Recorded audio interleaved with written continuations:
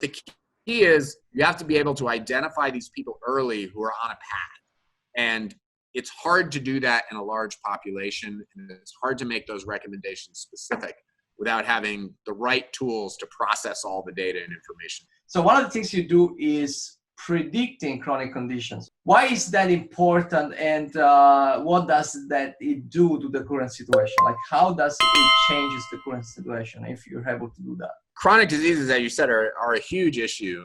So 60% of the US population currently is living with the burden of at least one chronic disease, and many have more. And those are predominantly weighted in the older people, bear by far the brunt of the chronic disease burden. And most of these diseases progress over the course of years. And a lot of what you can do to manage them, the key there is preventative maintenance and keeping people out of the hospital, keeping people making small changes, sticking to medication regimens, sticking to treatment regimens, making lifestyle changes that can slow or even reverse the progression of these diseases. If you just look at 60% of the population and say, well, everybody is at risk. 60% of the population is at risk with chronic diseases. That's just not specific enough for people to feel that it's actionable. If you want to really make a difference here, you have to be able to highlight very specific things. Hey, you're about to cross a threshold.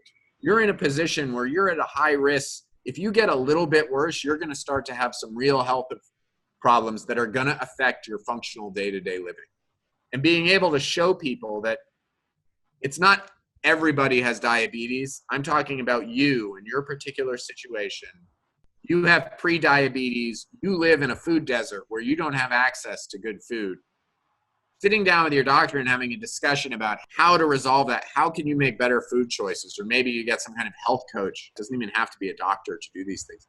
These are small changes, but down the road, they eliminate tens or even hundreds of thousands of dollars of cost, and not to mention all the suffering and prevention. But the key is you have to be able to identify these people early who are on a path. And it's hard to do that in a large population, and it's hard to make those recommendations specific without having the right tools to process all the data and information.